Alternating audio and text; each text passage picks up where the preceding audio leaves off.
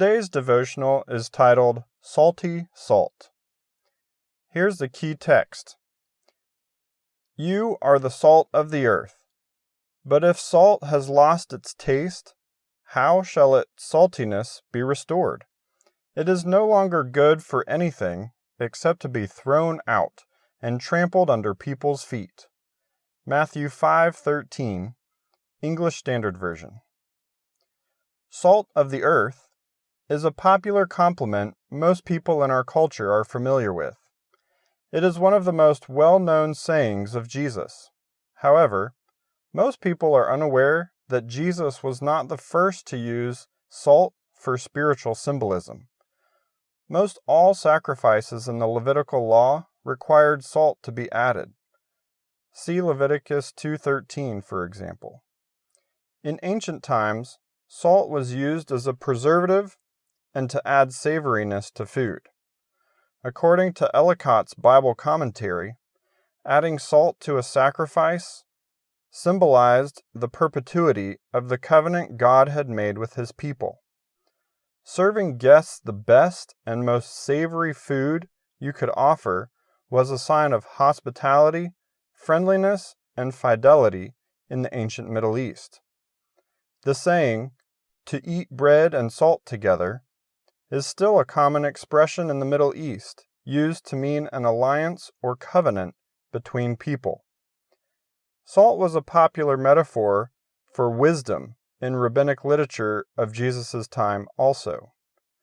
Salt held great symbolism in that culture. But salt cannot lose its saltiness, can it? What did Jesus mean by this odd phrase? Sodium chloride, the most common mineral used for table salt, is very stable. Left in a dry place, it can remain unchanged for thousands of years and will still taste salty. Jesus' message was intended as metaphor and not as a chemistry lesson, so factual accuracy was not his goal.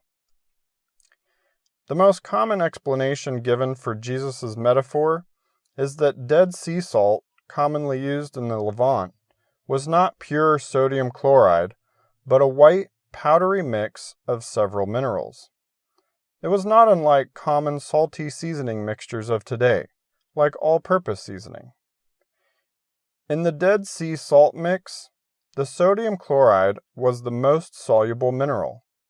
If left exposed to moisture, the sodium chloride could leach out of the seasoning powder, leaving it bland. Thus, Jesus' question, how can it be made salty again? This metaphor comes just after the Beatitudes and seems out of place at first blush. In the Beatitudes, Jesus spends 12 verses upending his listeners' worldview with statements like, "Blessed are the meek," and "Blessed are those who are persecuted." In verse 12, Jesus lays out his point. Be glad, your reward is in heaven. In verse 13, he then uses the salt metaphor. You are the salt of the earth.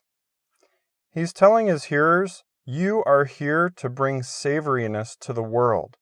You are here to preserve people's life by sharing the gospel.